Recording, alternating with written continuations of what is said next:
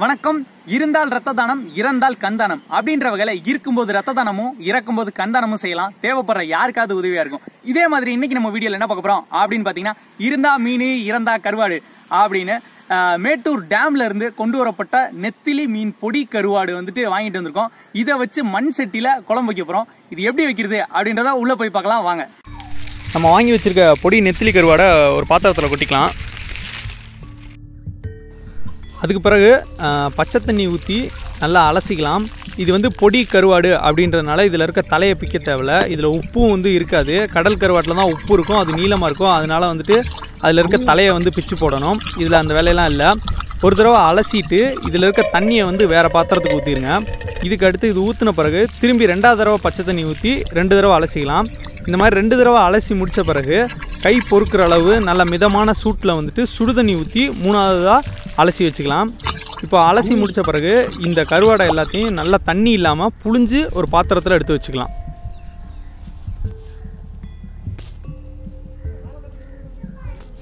இந்த பொருட்கள்லாம் தான் போட போகிறோம். இது என்னென்ன போடுறோம் அப்படின்றது வீடியோவில் ஒன்றா பார்க்கலாம். இப்போ அடுப்பு எரியறதுக்கு தேவையான விறகு, சருகு, இந்த பொருள்லாம் எடுத்து வச்சு அடுப்பை நல்லா ரெடி பண்ணிக்கலாம்.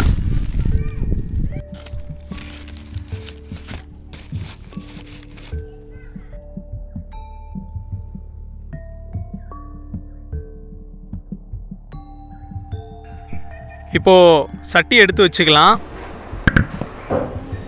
அப்புறம் நல்லா சட்டி சூடேறின பிறகு தேங்காய் எண்ணெய் ஊற்றிக்கலாம். டேஸ்ட் நல்லாயிருக்கும், அதனால் தேங்காய் எண்ணெய் ஊற்றிக்கலாம். தேங்காய் எண்ணெய் ஊற்றின பிறகு வெந்தயம் கொஞ்சம் போட்டுக்கலாம். நல்லா எண்ணெய் காஞ்சி வந்த பிறகு வெந்தயம் போட்டுக்கலாம். அதுக்கப்புறம் சோம்பு போட்டுக்கணும்.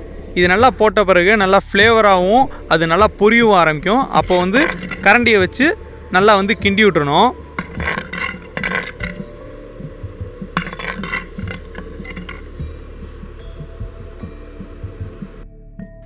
அடுத்ததாக உரிச்சு வச்ச சின்ன வெங்காயம் போட்டுக்கலாம். கருவாட்டு குழம்புக்கு சின்ன வெங்காயம் தான் ரொம்ப டேஸ்ட்டாக இருக்கும். பெரிய வெங்காயம் போட்டுறக்கூடாது.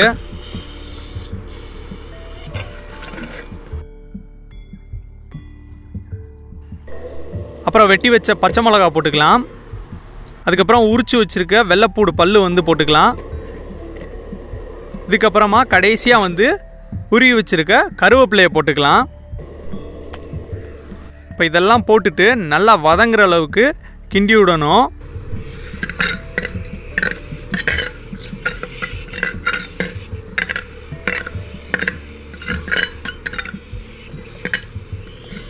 வெங்காயம், கருவேப்பிலை, பச்சை மிளகாலாம் நல்லா வதங்கின பிறகு வெட்டி வச்சுருக்க தக்காளியை நல்லா மசிச்சு விட்டு போடணும். அப்படியே போட்டுறக்கூடாது.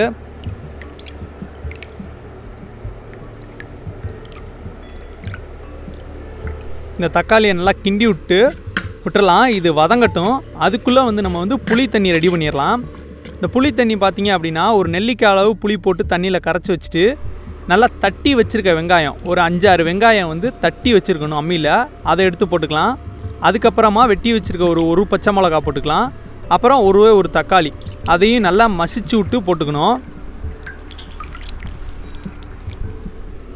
இதை போட்டு இது எல்லாத்தையுமே நல்லா மிக்ஸ் பண்ணணும். அதில் நல்லா பிணைஞ்சு விட்டுணும். தண்ணியோடு அது எல்லாமே டேஸ்ட்டு மிக்ஸ் ஆகணும்.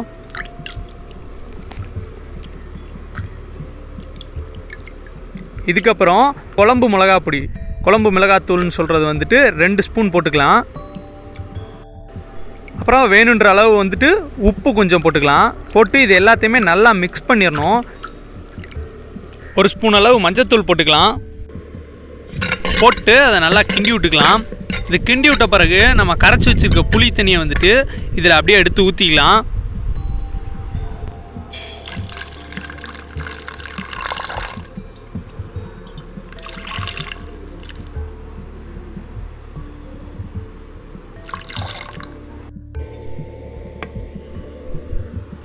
இப்போ புளி தண்ணி ஊற்றியாச்சு. இது நல்லா கொதி வரணும். அதுக்குள்ளே நம்ம இந்த உரிச்சு வச்ச வெங்காயத்தோல், வெள்ளைப்பூடு தோலெல்லாம் அள்ளி கொண்டு போய் மரத்து வேரில் போட்டலாம். இது மரத்துக்கு உரமாக இருக்கும். அதுவும் வெங்காயத்தோலுன்றது அப்படின்றதுனால இது பூச்சிக்கொல்லியாகவும் இதாகும். அதே மாதிரி கருவாடு அலசின தண்ணியும் இதில் ஊற்றிடலாம். இது ஊற்றும்போது இது நல்லா சத்தாகவும் இருக்கும். செடி, மரம் எல்லாத்துக்கும் ஊற்றலாம்.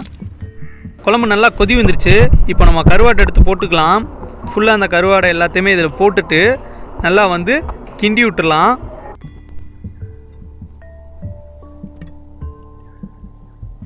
இப்போது கருவாடு வேகணும், அதுக்கு ஒரு 5 நிமிஷம் ஆகும். அதுக்கு நடுவில் வந்துட்டு கடைசியாக கருவேப்பிலை வந்து நம்ம போடணும். அதுக்கு கருவேப்பிலை வந்து ஒடிச்சிக்கலாம். குழம்பு நல்லா ரெடி ஆகிடுச்சு. இப்போ பிடிங்கிட்டு வந்த கருவேப்பிலையை உருவி போட்டுக்கலாம். போட்டு இதை லைட்டாக கிண்டி விட்டு அப்படியே வந்து எடுத்து இறக்கி வச்சுக்கலாம்.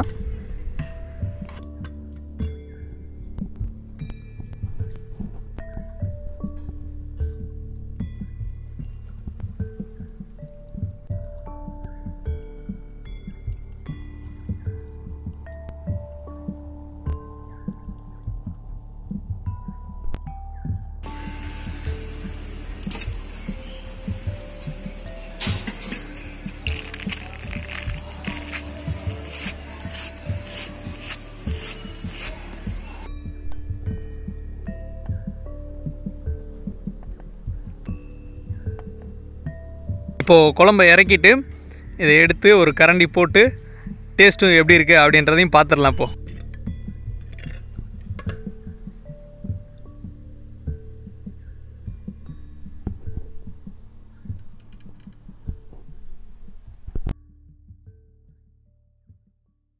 இப்போ எல்லாம் ரெடி ஆயிடுச்சு. இப்போ வந்து சாப்பிட்டு டேஸ்ட் எப்படி இருக்கு அப்படின்றதையும் பார்த்துடலாம்.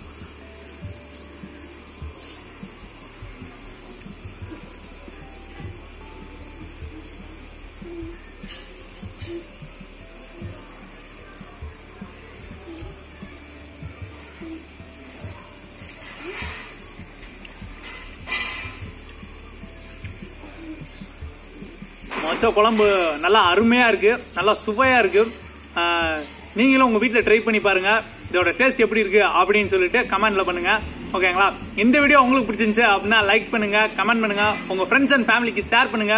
இது வரைக்கும் நம்மளோட சேனலை சப்ஸ்கிரைப் பண்ணாம இருந்தீங்க அப்படின்னா மறக்காம சப்ஸ்கிரைப் பண்ணிட்டு பக்கத்துல பெல் பட்டனையும் கிளிக் பண்ணுங்க. அப்பதான் அடுத்தடுத்து நான் போற வீடியோஸ் உங்களுக்கு நோட்டிஃபிகேஷன் கிடைக்கும். மிக்க நன்றி.